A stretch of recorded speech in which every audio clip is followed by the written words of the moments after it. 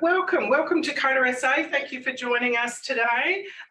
In the last of our series of 4 Let's Talk Aged Care webinars. I'm Jermaine Rowbury, Community Programs Manager at COTA SA, and joining me today is Julie Laurie. Julie is our Specialist Support Worker in the Aged Care Systems Navigator Trial Program. Welcome, Julie. Thank you, Jermaine. It's lovely to be here with everybody. And for those of you familiar with Zoom, this is a webinar format where you're not actually visible on the screen and your microphone is also muted. So you can, I hope you're warm and comfortable and that you can just listen along.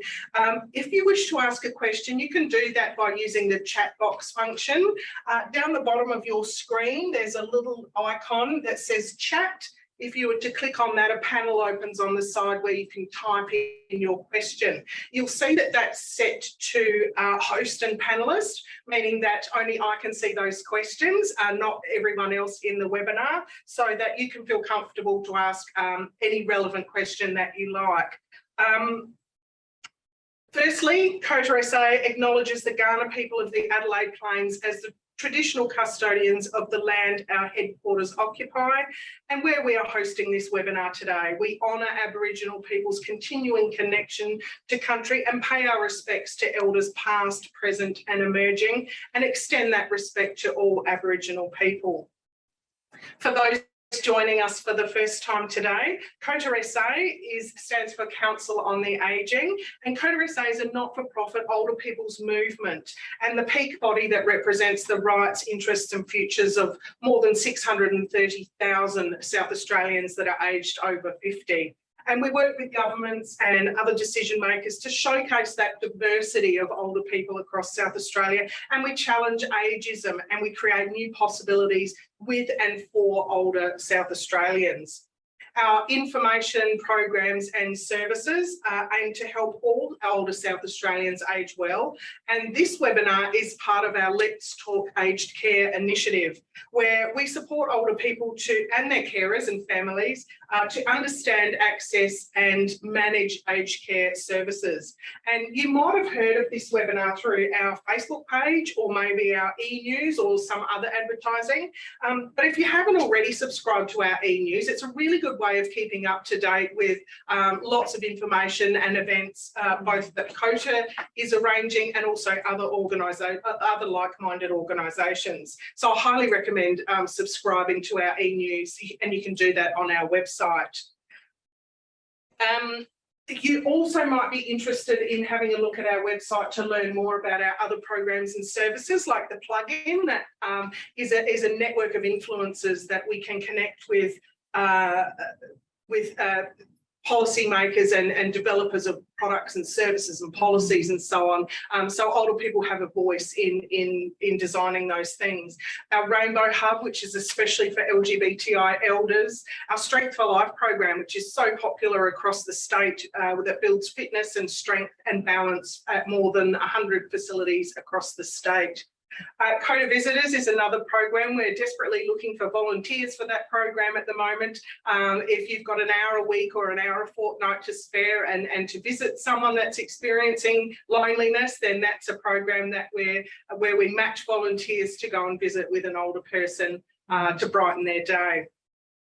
Back to our Let's Talk Aged Care initiative, anyone can contact us to get independent information and advice about aged care. We aim to break down the language and help to make aged care a bit more understandable for people. It can be a very complex system with lots of jargon and acronyms and so on. So we aim to break that down and help you to understand all of that.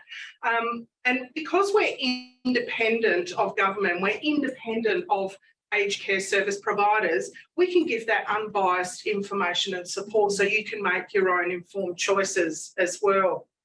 And that's with regards to finding services and supports that meet your individual needs. And it's also focused on helping you to live as long as you can in your own home and live safely in your own home. At present, aged care in your own home is part of either what's called the Commonwealth Home Support Program or which is low-level supports and services, or the home care packages program, which is about packages of support for people with more complex needs. And both are managed through My Aged Care, the national hub for all things aged care. So some of you that are joining us from webinars that we've already held may have that information already, because we've covered those in the previous 3 webinars where we looked at aged care and where to start, and in fact the My Aged Care system. Then we looked also at finding aged care services that are right for you. And then last week we talked about aged care in country regions. So this week we're looking at managing your aged care services and supports. Back to our programs, and the Aged Care System Navigators Trial program in particular has been a nationwide trial program that's managed by COTA Australia. That's tested methods of providing navigation support to older people who need it. And it's actually informing the development of what will be called Care Finders, which is a new program that will be introduced next year. Julie's expertise in this program has been absolutely invaluable, and she's assisted hundreds of people both on the phone and through home visits, and their carers and families as well, who are often quite stressed and around their aged care and trying to get what they need. So today we've got up to an hour, depending on questions and so on, and we're recording these webinars too, so we'll make them available for you. We're also going to put them onto our website on our Let's Talk Aged Care page on our website. So for those that couldn't attend today, they'll be able to tune in and have a listen of these. Those questions, if you wish to ask questions in that chat box, they won't show up in the recording. So again, you can feel really comfortable to ask whatever question you would like. We'll attempt to answer your questions. If we feel that we can't answer them, maybe we run out of time or we don't have the right information to give you, we'll attempt to get back to you with the answers to those afterwards.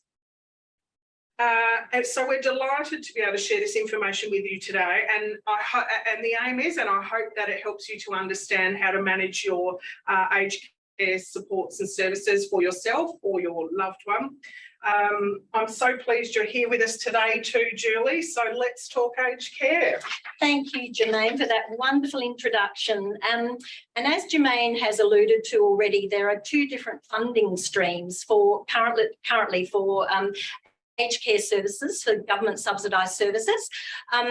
If you can imagine a ladder, the bottom rung of the ladder is the Commonwealth Home Support Program, and that's a basic entry level support for people who are just requiring a little bit of support, as Jermaine has already said. And then up the ladder, we go to level 1, 2, 3 and 4 home care packages.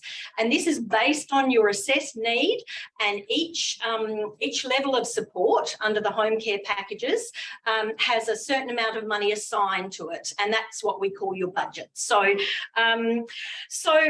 all home care packages of care are consumer directed, and that means that the person who's receiving the services must have choice and control about the services they receive and how they're implemented, and that's a really important thing to remember, especially with home care packages, that it's a collaboration between you and the service provider, and it's a 2-way conversation. So a really important point to remember. At the commencement of your services, and that's for the Commonwealth Home Support Program and also home care packages, you'll sign an agreement with a service provider. And this agreement outlines that you're accepting the services from a service provider, and it tells you about how the service provider does business with you. It has important things in it, like schedule of fees, what to expect from your services. It will most importantly tell you who to contact if you need to make a change to your service or exit your service if you no longer require it or want it, or importantly too, if you'd like to change providers, and that is also your right to do that if you're not happy. So that agreement is a really important thing, and often people put it in a drawer, and they forget about it. But if you have an issue at all, or you need to speak to your provider and you're thinking, you know, who is my provider, go to your agreement, and that will tell you everything that you need to know. And it's a really good thing to refer to.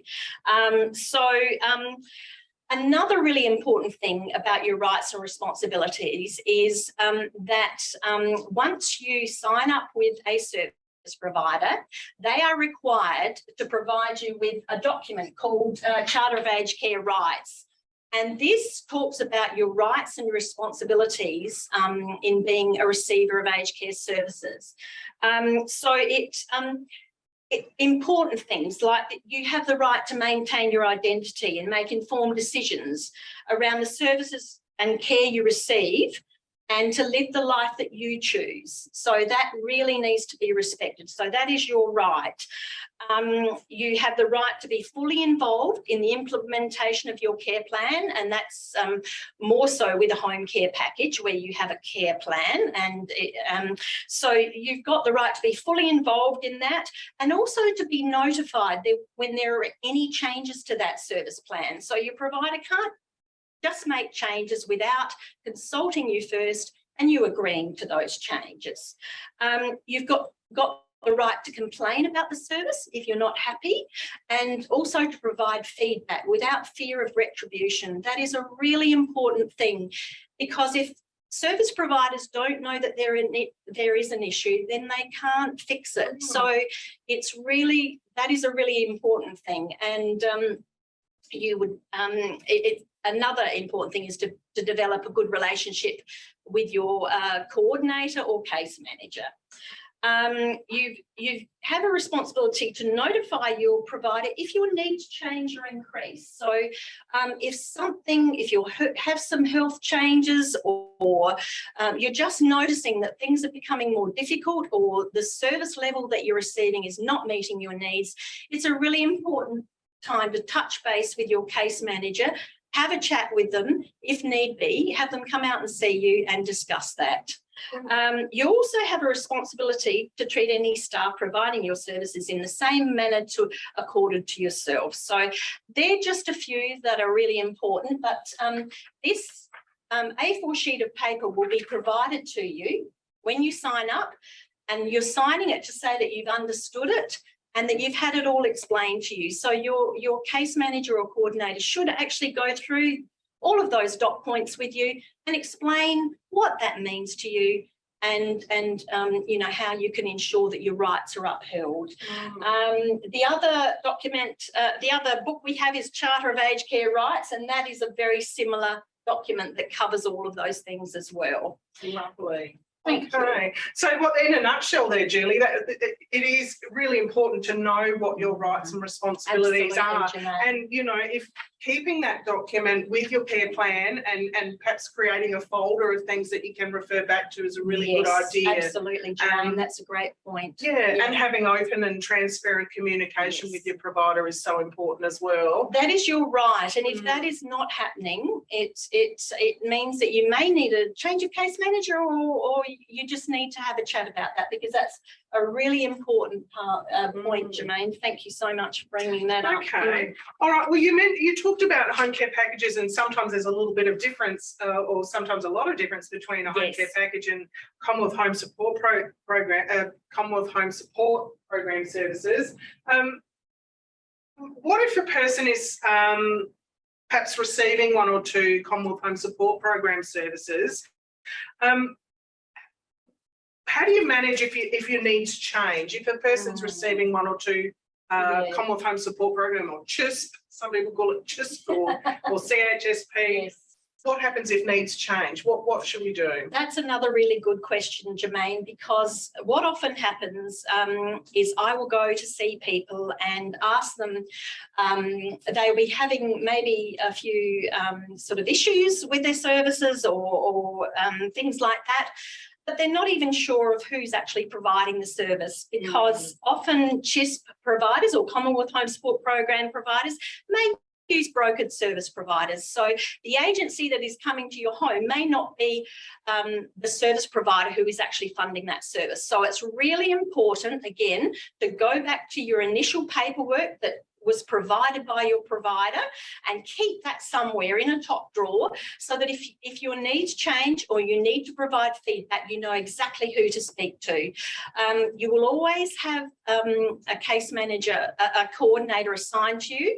Although with the Commonwealth Home Support Program level of support, there isn't any case management as such. It's more a set and forget service. So because the understanding is that your needs are very low and basic, you're a very independent person with just a little bit of need of support to help you to maintain your independence. So, so what you would do is you would contact the service provider and have a chat with them and normally with the Commonwealth Home Support Program, they only have a certain amount of funding to provide to each consumer. So it may not be possible for them to increase your service level. So in that case, it may be an indication that your needs are increasing due to health or mobility. And a good idea is to go back to the My Aged Care phone line, a contact centre, and have a chat with them. They are really great at screening and understanding people's needs. They will identify if your needs have changed, and you may perhaps need to be referred on for a home care package to that next level of care up the rung of the ladder. So My Aged Care call centre. Speak to your provider first. The number there, yes. For My Aged Care, but I'm sure you're mostly familiar with that now. Absolutely, but speak to your provider first because they're the best ones to go to first of all. Yeah. And if you get no luck there, then it's back to My Aged Care, isn't that's right. Yeah, okay. Thank you, Julie. So what about home care packages? Let's explore home care packages a bit more.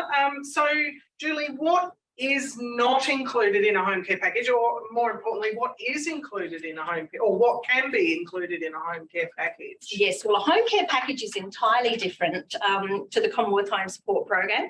As I mentioned, you have 4 different levels of support, starting with level 1 and going up to level 4. So level 1 and 2 are quite basic. So, you know, there's probably only a couple of services. It may be some cleaning and shopping, and level 3 and 4 have a much more clinical focus. So the short answer to that is that the packages are very individual. So what I would need and what Jermaine would need would be 2 entirely different things. So they're individualised packages of care, and each home care package would look different to another. So a service plan is developed at the commencement of a home care package, but this should be constantly changing. It's not set in cement because your needs are continuously evolving. Sometimes when you don't feel well, you need more, and then you need to pull it back. You might like to pull it back. But it's all needs to be in line with your budget, and it is the responsibility of your case manager. That is what you're paying your fees for, to make sure that your budget for your home care package is in the black, and that you don't overspend, and that all services fit into your allocated budget. And if your needs increase, then they support you to go to My Aged Care and apply for an upgrade. Now, there are some things that are not included in a home care package, and you can ask your provider for the list of exclusions that are in what is called a home care manual. All of the things that you're providing must be necessary for you to continue living safely and independently in your own home. So they don't include things like expenses that would be part of your normal bills. For example, if you wanted to paint your roof because it needed doing, it would be considered that is actually part of your natural bills. Expenses, buying food, groceries and takeaway are not included. Mortgage or rent payments And travel and accommodation, things like that, a lot of it is common sense, gambling, and payment for services and items that are covered by the medical benefit scheme. For example, most medications you need a script for, they're not actually covered either. And anything that increases the value of your home, which I've said. But your case manager can support you with that. They need to approve anything. They're your go-to. So you would, for anything that you need, they would firstly check your budget to make sure that you've got money in your budget to pay for whatever the extra need and requirement is. And it is their responsibility to sort of make that happen around your budget. So the key there, Julie, is about that the services should be helping you to age well in your own home. They're not about things I would like or exactly, that's right. It needs to be an appropriate use of government funding. Yes. And you talked about to make sure we don't overspend in the budget too. And I guess on the other hand, it's about not underspending as well, isn't it? Yes. Making sure you get what you need. Absolutely. And Jermaine, that's a really good point to raise, because each month you receive a statement from your service provider around your budget. And so if you are underspending, then again, it's your case manager's role to have that conversation with you and discuss, is there anything more that you need, because you've actually been approved for that level, which means that you do need that level of support. And anything that is underspent rolls over to the next month at this point in time, and it may be that you're saving up for a piece of equipment, and that's absolutely appropriate that you just you're saving for that. So that'll show in your statement as well. You'll have what you spent, the government funding that's come in, and the balance of the two will be what's left over. Yeah, beautiful. So another key there is to get to know your case manager as well, isn't it? And have that line of communication there. And you also mentioned, Julie, about I can't remember whether you said a service plan or a care plan. Yes. Can you tell us more about that? Absolutely, I can. As a person's care plan or service plan is a description of services they have agreed to that meet their current needs. So that is, those service plans are developed in consultation with your case manager.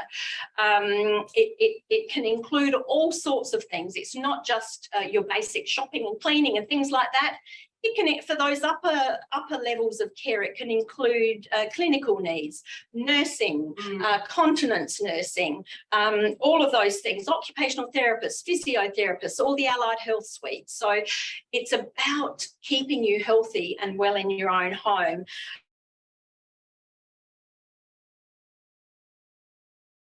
When you sign up with a service provider, they will create a spreadsheet with all of the services that you've agreed to on the day and the things that you need to keep you healthy and well and independent.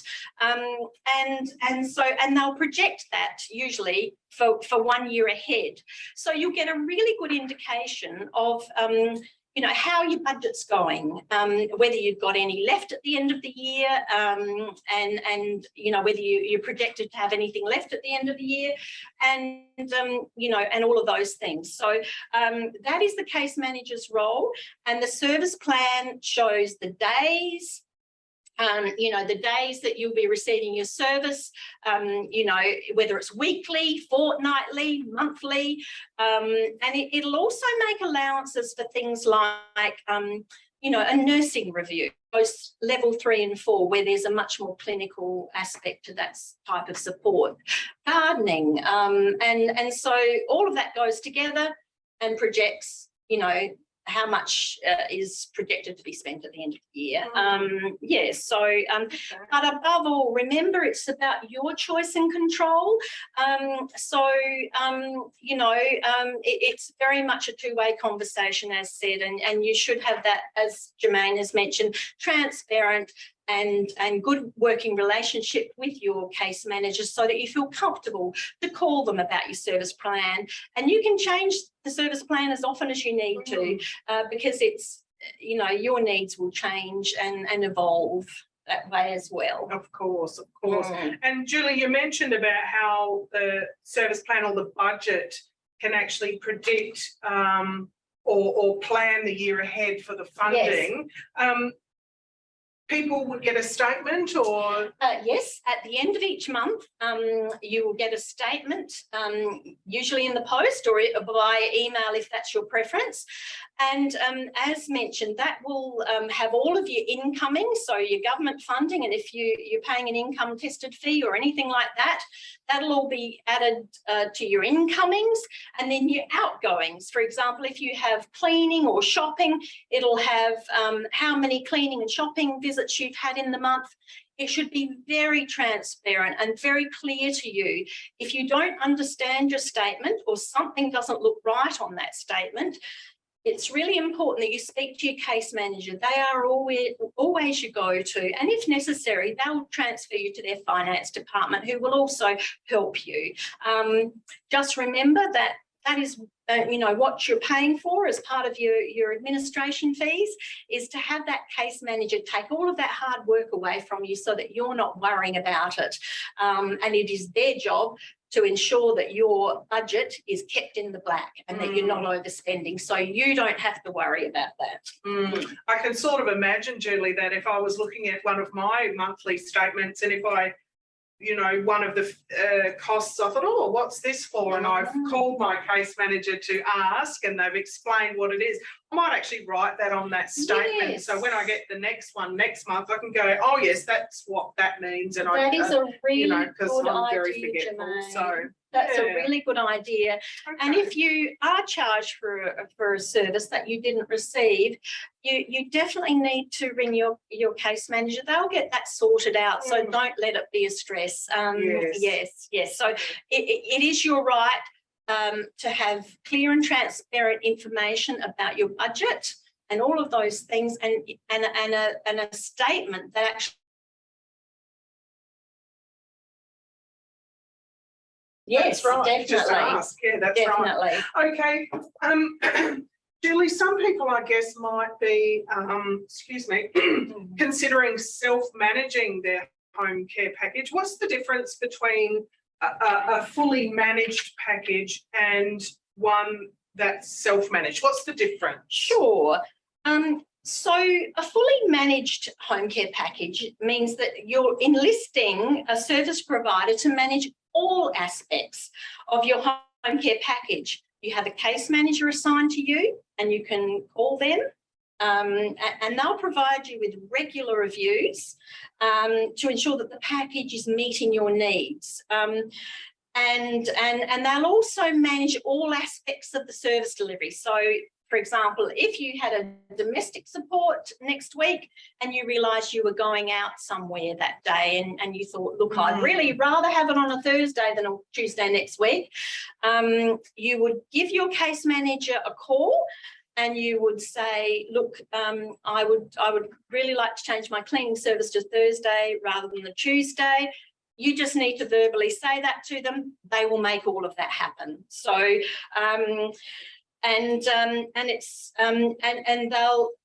it's their, as said, their role to organise everything within your budget and make sure that happens. With self-managing home care packages, you can choose to manage parts of the package and that can include support staff and administrative tasks. So if you're feeling like you'd like just a little bit more control over how things happen, and that that's something that appeals to you, then you can absolutely do that. The provider still needs to. You still need to choose a host provider to manage your funds. Yes. And your provider will ensure that your care and spending are compliant with government regulations. So that is still their responsibility. So you still need to coordinate with them. And your host provider is also responsible for ensuring that the staff that you use meet quality standards and compliance regulations. And another thing that your host provider is a duty of care when you first sort of approach them about self-managing, that you are capable of self-managing your own home care package. So that would require that you perhaps have an email address so that you can manage transactions back to them about invoicing and things like that, or you may choose to have a person, a friend or a family member do that for you. You also have a responsibility still to let them know about any deterioration in health or any changes to your services. But the most, I suppose, the thing that interests people most is the difference in fees. Yes. The fee for self-managing is around about 12 to 14, 15% of a home care package. So that's the amount that is taken out before you're left with what you can use to spend on services. As opposed to fully managed by a service provider, where the fee can be anywhere between 20 to 40% approximately. And the difference is that there is a high level of case coordination with fully managed, and with the self-managed, you take on a lot of that role yourself. So providers will have a preferred provider list, and they will they're also really responsible for ensuring that any staff that you choose meet their government compliance. I think I'd already said that. So it's a really good thing to explore if it's something that interests you. For some people, they're more than happy, or their health needs may be such, or they maybe don't have those informal supports around them. So they're more than happy to just have someone fully manage. And also another thing to consider is if it does interest you to self-manage your home care package, you might like to start with a service provider and see how it all runs and works, and then perhaps exit from the service provider as a fully managed customer and go to self-managing. That's another option. So there's a bit to think about, isn't there? It's about whether you can manage to take on, because it's a bit of work. It is. It's a bit of work to manage your services, or whether, and you want to get those fees down, or you choose to, like I can know straight away, I'd be like, oh, I'd just rather pay someone to manage my services, and then I don't have to worry about it. But that's absolutely your choice, isn't it? Yes, and often there's a son or a daughter who's very interested in the prospect of self-managing, and they're happy to do that for their parents or family members. So well, that's always a wonderful. It's a very interesting. And I think possibly as generations go by, more and more people will decide to self-manage. It's not as difficult as it sounds. So, and if you're lucky enough to have some family to support you with that is a good idea to get them involved if you can as well. I just wanted to add to Jermaine that when you do self-manage, your host provider still has a responsibility to develop your initial care plan with you and your budget. Yes. So you're not just left wondering, how on earth do I do this? So, there's a lot of pluses for it, Jermaine. It's as I've explored that option, I can understand that there would be a lot of people that would be interested in that. Okay, lovely. Thank you. And Julie, what does an older person do if they're not happy with their services, or maybe not happy with their whole package? Yes. What can someone do? Absolutely.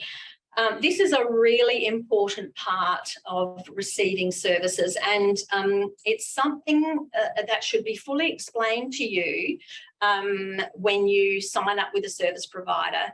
It's really important that service providers make you feel really comfortable to provide feedback or make a complaint, knowing that there'll be no retribution and that your complaint or feedback will be dealt with and a good outcome achieved from that it just won't go, that it just won't disappear. So the first thing to do is to feel totally comfortable to raise this with your case manager, and it may be that you just give them a call over the phone and say, look, Mary or Ben, I need to chat with you. I really love to discuss my services with you, and they'll make a time to see you or speak with you over the phone. And also they should give you an indication that they've heard what you've said, that they've understood your complaint, and give you a bit of an idea on what the next step will be, that how they're going to work at addressing your concern. So that's and even give you some idea on a time frame as well. So, for example, you know, they should say, look, thank you for, and really thank you for your feedback, and then let you know that in a week's time they'll get back to you and let you know how they've resolved it, and make sure that you're happy with the outcome. That's a really important thing too. It's hard to do, isn't it? It's hard to raise a concern. It's hard to make a complaint. So that's a really good strategy to say that you just want to talk about your services with your case manager. And on a practical note, you know, writing down what your issues are, and so you can be really clear about what's not working for you. That's a really good point, so that you can come back to that if your mind gets sidetracked with something else. You know, writing things down and going back to that original agreement, that original service plan, your budget documents, again, going back to that folder of things that you keep right from the beginning. That's a really good strategy. And every service provider will have a complaints mechanism. So they will give you the actual steps in your agreement should you need to make a complaint or provide some feedback. Don't forget too, your Charter of Aged Care Rights, where it states that you have a right to complain or provide feedback without any fear of retribution. And service providers are actually audited on this document, and they need to prove to auditors that they have a complaints mechanism in place and that they do achieve good outcomes for people. So that is actually your right to do that. That's great that's happening in the background. And another thing that is really important, that is, if you don't feel that your complaint or feedback has been addressed in a timely manner, you can escalate that complaint via the mechanism that is in your agreement, and usually it's a general manager or even a CEO. You can put your complaint or feedback in writing, and again, they will have a policy and process around a time frame by which you need to have received feedback about how your complaint or issue has been addressed, resolved, etc. And when you say in writing, Julie, that can be a letter posted, but it can also be an email if you're online. Yes, thank you, that Jermaine. is considered to be in writing. Yes, most definitely. Okay. So are there other avenues or services to use, like if we're still not happy or not getting a resolution, maybe? Yes, absolutely. The government, there are advocacy networks in every state and territory in Australia. And this is a free, confidential and independent service for people who are receiving government subsidised services.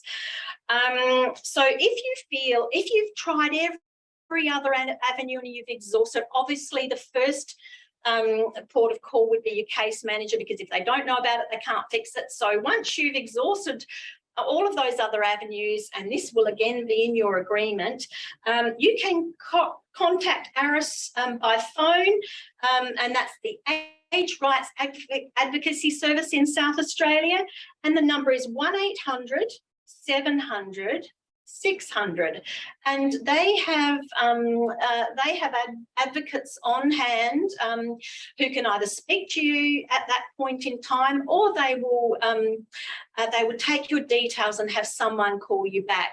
And ARIS can be a mediation between you and your service provider, but again, just always remember that you're in control. You may just decide that you'd like to speak to them for some advice and it's completely confidential. You don't want them to take it any further, but you just want some advice on what's the best plan of attack if you do have a complaint or an issue. So a really important thing to remember too. Sure. And again, it's about your rights. Absolutely. So I've just shared a screen there which says OPAN, which is the Older Persons Advocacy Network. And you mentioned ARIS in South Australia, or the Age Rights Advocacy Service. ARIS are the South Australian part of the OPAN network. So hence that national number there, that 1800 700 600, that will connect you directly to ARIS, or the Age Rights Advocacy Service in South Australia. And if you're online, the OPAN website is a good one to go and have a look and have a read. And again, that will remind you of your rights and responsibilities with aged care. And you know, and that's a good thing to do before you make that call. Okay, let's have a think now, Julie, about what happens. Let's have a think about if someone's, say, receiving a level 4 home care package, which is that highest level of home care package. What if someone's needs are becoming even greater than what that package can provide? What happens then? Well, a number of things can happen, Jermaine. With a level 4 home care package, as I mentioned to you, there's an amount of funding that is sort of assigned to you to sort of meet your needs and prevent you from entry to residential care. So that is the main mantra for home care packages, to prevent people from going into residential care if at all possible. Sometimes it isn't possible to prevent that. So it's the role of your case manager via regular reviews, especially with a level 4 home care package, to manage any risks associated with your current situation, to prevent you from going to residential care. I just wanted to just speak about falls, Jermaine, because falls are the #1 reason why people go to residential care. And they can, not always, but a lot of times, be prevented. So when you're having your regular reviews, you will probably find with a level 4 home care package that your case manager will ask you in great detail about whether you are experiencing any falls. And if that is the case, then there'll be a clinical intervention so far as occupational therapists and physios that will come on board and say, what can we do to keep this person safe and in their own home? And also with the budget, it may be that you're having, cleaning twice a week, and you're having, something else. Are you having your gutters cleaned or something as part of that level 4 home care package? And it may be your choice to forego some services that aren't actually fundamental to you remaining at home, and have a family member or a person that provide those supports, which leaves you with more funding to spend on the essential things that the home care package can provide, like nursing or showering support or all of those things. So you can look at your budget and tweak it with your case manager to sort of bring it in line again. But if that doesn't work, you can sort of have a look at your needs. And if you are requiring 24/7 support, it's often an indicator that you perhaps are looking at residential care. And unfortunately, even with a level 4 home care package, it can never provide 24-hour care. So if you're living on your own, or you have a significant memory loss that is creating a risk to you in staying at home independently, then it may be something that you need to look at. There are also supplements that you may be eligible for under your home care package. that are associated with medical needs. For example, a memory loss, or if you are requiring oxygen, there are supplements that can be added on top of your home care package, and that's all the levels, which sort of gives you a few more thousand a year to spend on services. You may also decide to pay privately, or it's called fee for service. So instead of the services being paid for out of your level 4 home care package, you may choose to buy some extra services so that you can stay at home. Sometimes people find that a much more financially attractive option rather than going to residential care. But if all of that, is not going to work for you, then your case manager can very much provide you with the information that you need to transition to residential care. There are also supports even within a government agency that can support you to work out how much it's going to cost you to go to residential care. The Financial Information Services officers, which are part of Centrelink, are excellent. I've heard excellent feedback about those. The other thing that you might like to consider is aged care planners, and there are a list of those available to people, and they will cover every area of transitioning to residential care. They'll even support you to find a residential care facility that meets your needs and one that is in your area, and they'll do absolutely everything. But just be aware that there is a cost involved in enlisting aged care planners. Because they're private services. Yes, they are. That's exactly right, Jermaine. Thank you for that. So just be really mindful that if you are experiencing falls, that's the number one reason, as I mentioned. There are all sorts of things that you can do to prevent or lessen your falls risk. Making sure that your home is fit for purpose, so that you've got any equipment that you might need, any mobility aids, exercise programs, physiotherapists, keeping those big muscles at the fronts of your legs really strong and healthy so that you are less likely to fall. Thank you for highlighting that. That huge risk of falling over, Julie. That is a really, and like you say, it is the biggest risk factor, and it's so important. If we want to stay in our own homes, and most of us do want to stay in the homes that we love, that's so important to try and stay as fit and healthy. And balance comes into that as well, doesn't it? Absolutely, improving your balance. And we can promote strength for life for that. Strength for life is wonderful for those, for strengthening the legs, improving balance, and just really reducing the risk of you falling over and suffering those terrible injuries that often lead to much more. I just add, Jermaine, in a previous role, I had a client who was in their 90s. They had been experiencing so many falls and a very low mood and at risk of going to residential care. They started Strength for Life and had no falls, wonderful lift in mood. So yes, I can thoroughly recommend the Strength for Life program. It's had amazing outcomes for people. That's amazing, isn't it? And similarly, if someone has fallen over before and sustained an injury and is therefore at risk again of falling, it can really put a dent in your confidence in what you're doing. So it's just so important to try and maintain that independence. Trip hazards around your home as well. That's really important to consider that and think about how you can make your home as safe as possible so that you are avoiding those falls and the progression, to a nursing home or residential aged care facility, which is often the result of falling over quite regularly, which is just, that's what we want to avoid, isn't it? Yes. All right, let's check if, we do have a question here. Let's have a look. Oh, wonderful. Yeah, we've got a question from Trevor. Trevor says, the council helps me with cleaning, but only once a month. I would like more. Do I ring my aged care? Trevor, Julie, thank you so much for your question. That's a really good question.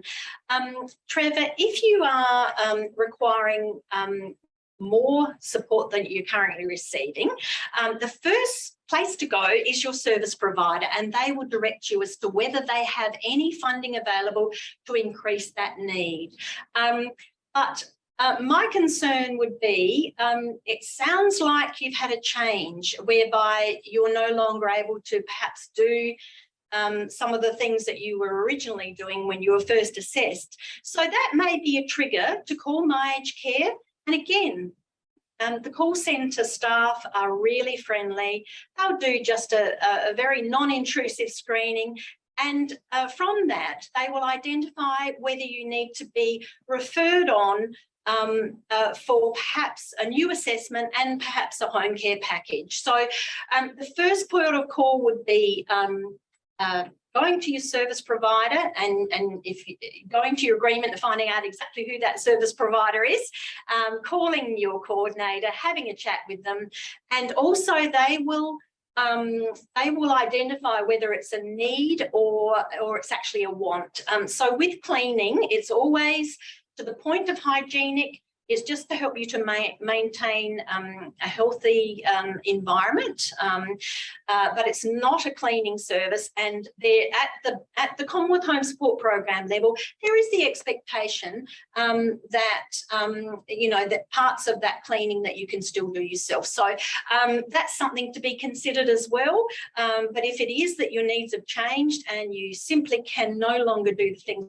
that you did before, definitely a coordinator and then My Aged Care. Excellent, good. And again, that number, My Aged Care, which I'm sure you know, is 1800 200 422. All right, it seems we have no other questions at this point, so we're almost out of time anyway. So thank you, Julie, so much for sharing your expert knowledge with us today and responding to at least Trevor's question. Yes. Thank you. And thank you all for joining us today. I hope you got a better understanding about managing your home care services, whether it is through the Commonwealth Home Support Program or whether you have a home care package. As always, we encourage you to go back to the My Aged Care website. Keeping knowledgeable about aged care is always a really good thing and helps you to manage your services. Go to the My Aged Care website, have a scroll through, have a look through all the different pages. It's a really wealth of information on the My Aged Care website. And like Julie said, if your needs change, a phone call might be best to My Aged Care. Yes. We talked a bit about self-managing your home care package, and I know that COTA Australia has some wonderful resources that can help people understand and decide whether self-management is for you or not. So I'd encourage you to go to the COTA Australia website, which is cota.org.au, and you look under the, there's a tab called information, I believe, and straight under that is one that says self-management in home care. Really good resources for you to have a look at and have a read. So they're available. I direct people to that resource. Of course. Almost weekly. It's very good. Yes, absolutely. Yeah. All right. And of course, you can visit our website as well, COTA.org, COTASA.org.au. And if you search for or click on programs or search for Let's Talk Aged Care, we've got a number of videos and help sheets and so on, and links as well about aged care. In 2023,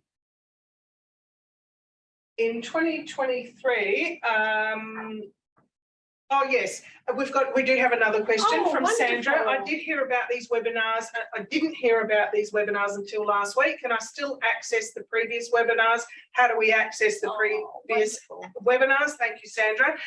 We're recording these webinars, so we'll actually put them on to the COTA SA website that I just mentioned. So under programs, you can go to Let's Talk Aged Care, or you can just search for Let's Talk Aged Care, and we'll put these recordings up on our website there. So that might take us a week or two, but once we've done that, these will be available for anyone to watch. So thank you for that, Sandra.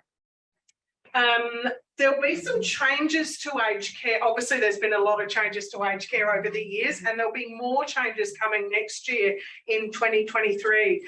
Significant changes, in fact, where the Commonwealth, we talk about the Commonwealth Home Support program and own home care packages. Next year, that will merge into one program called Support at Home. So the government's currently working with aged care providers and aged care consumers at the moment to design that new system and how that will work.